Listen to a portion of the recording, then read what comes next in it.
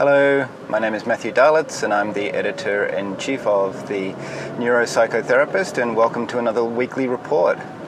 I'm a little strapped for time today, so I hope you don't mind being in the car with me while I do this quick report.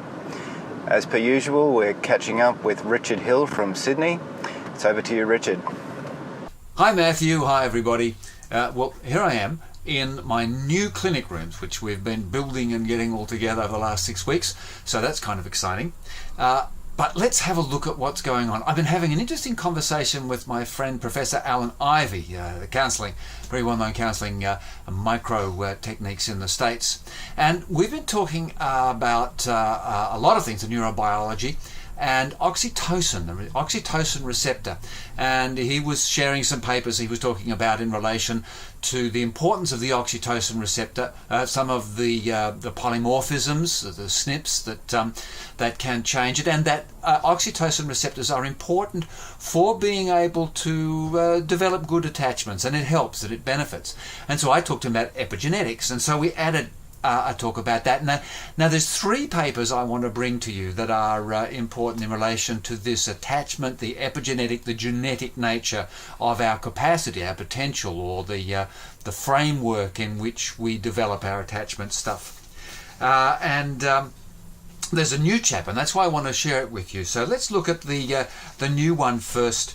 That's interesting. A guy named Robert Kumster, Kumsta. Kumsta, been doing some interesting work. Now, this is actually from 2013, so an old paper, a year old. But epigenetic regulation of the oxytocin receptor genes, implications for behavioural neuroscience. So it's Frontiers of Neuroscience, volume 783. You'll have the connections and the links downstairs. And what he's talking about is the nature and the way our behaviour and our experience and our attachment experience and our trauma experience has an effect on the oxytocin receptor gene. Because remember, it's not so much that we have the oxytocin or serotonin or dopamine or any of these things wandering around our system. It's what are the receptors doing in relation to those chemicals, because if we don't have the receptors, then we're in trouble. And see the SSRIs, that's a reuptake. It's receptors, it's receiving, it's what they do in with the chemicals, what the body can do with the chemicals, whether they're present or not. So that's very interesting. Now what that led me to think about was, of course, the importance of oxytocin in relation to this interpersonal work. And of course, one of the places where they've been looking at this is autism. And what, of course, one would expect they found is that the autistic people don't have good receptors. And so here is another paper by Gregory et al., quite a few of them, looking at genomic and epigenetic evidence for oxytocin receptor deficiency in autism. And this is actually a 2009 paper from BMC, Biomed Central Medicine magazine. Again, the links will be below. And looking at this nature of the lack of the oxytocin receptors in autism. And so if we're reducing the nature of our oxytocin receptors, and this can happen through attachment and poor attachment, and I suggest also through the aspects of isolation, through the aspects that this is a traumatic event, these isolating things, these diminishing our interpersonal relationships, and my theory, the winner-loser world, where we actually become defensive and hold ourselves back from other people, that this actually causes a reduction in our oxytocin receptor genes. And to some way, this is how I use the term, we are autisticating our culture, autisticating our kids. So we're not making them autistic, but we're autisticating them. And just the third one to remind you of, to have a look at, which is in relation to the glucocorticoid receptor gene in the hippocampus, which is very important with our stress and early trauma and early attachment issues.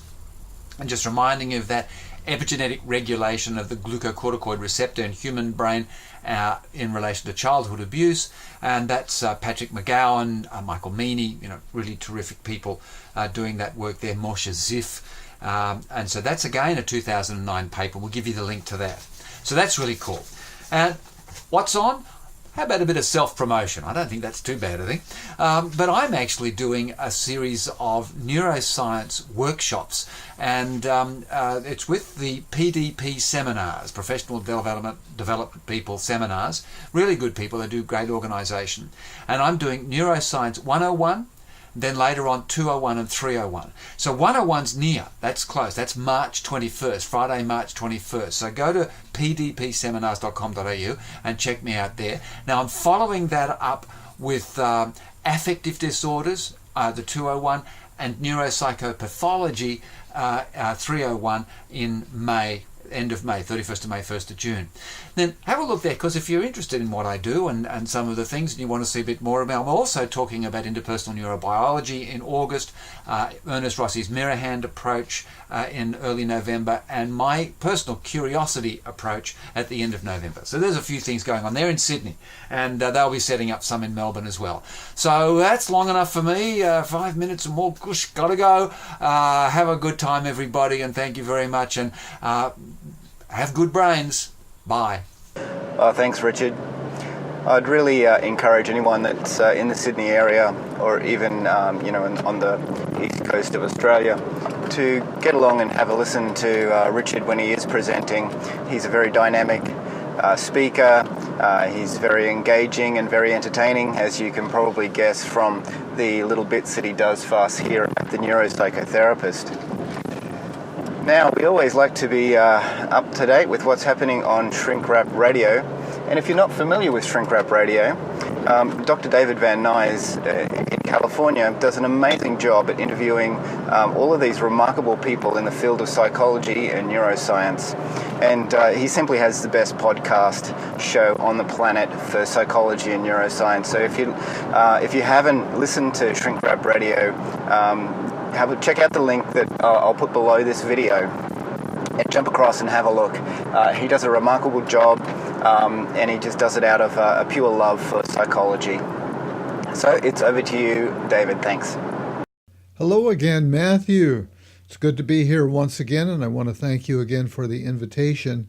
And I want to share with your audience that our latest Shrinkwrap Radio podcast will be number 391, and it's my interview with Jungian analyst Dr. Patricia Berry, who is married for 20 years to the bad boy of Jungian psychology, James Hillman, very famous Jungian analyst, who really has started a new movement, I would say, or was a new movement and still is within Jungian psychology, known as archetypal psychology.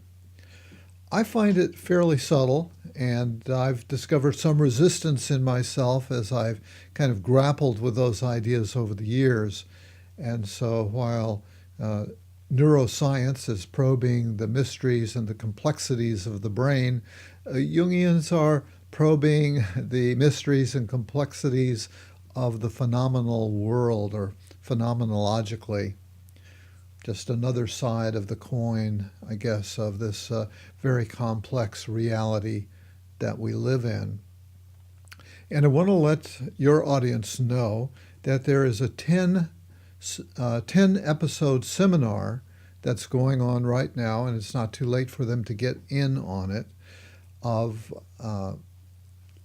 not lectures, a webinar, I guess, a 10-episode webinar with Dr. Patricia Berry and another Jungian analyst, Robert Bosnak, who many may be familiar with. So Berry and Bosnak are going through James Hillman's sense of alchemy. He wrote extensively about alchemy, as did Jung. And so if you'd like to understand this topic more, there is this seminar going on, and you can get a 15% discount if you use the discount code Dr. Dave. It's DRDAVE, no punctuation. Just enter that at checkout. And you can find this seminar series if you go to one of our strategic partners, the Jung Platform. You'll find that at thejungplatform.com. And you can participate in this seminar live. Some of the sessions have already happened, so those you won't be able to participate in live. But it goes on for several months, and there is a recording, an audio recording. So you'll be able to, those that you won't have attended live, you'll be able to get the audio recording, also reading materials and so on. And if you do attend live, it's a webinar with over 18 countries represented and more than 100 people on each call, and there are opportunities to raise your hand, to write in questions and comments that you might have, or to actually raise your hand electronically and speak into your phone to get your question answered by Barry and Bosnack. So this is an experience, opportunity that I wanted to share with you and your audience. So thanks again, and we'll be talking to you again soon, I'm sure. Thank you, David. Recently I've been looking into something that's called brain spotting, developed by David Grand in New York. And I'm absolutely fascinated by the concept that our visual field is somehow connected to implicit memories in such a way that when we look in a certain direction, when we focus our visual attention at a certain point, that it somehow opens up a doorway into implicit emotional memories that can help process those memories if indeed you've suffered some trauma and those memories remain unprocessed. David Grant has been developing this idea for over a decade now, as he's been dealing with PTSD from 9/11 and other traumatic events that people go through. And coming out of a EMDR background, he's found that there's very specific points in our visual field where we look and where we focus in our visual field that has some salience, some connection with deeper emotions, implicit emotional memories. And when our visual field is lined up with what's happening with these emotions, processing does seem to happen, reprocessing seems to happen of these memories, and healing occurs. How this is actually happening on a neurobiological basis, I'm not sure, but I would certainly love to hear from anybody who has experience with brain spotting and knows a little bit more about the science of what's happening neurologically. So if you do know about this, I'd love it if you'd write into me and let me know, and maybe we can present something to our readership. That would be awesome. Well, that's about it for this week.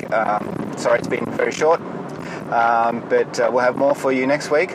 So from the neuropsychotherapist, hope you have a great week. Goodbye.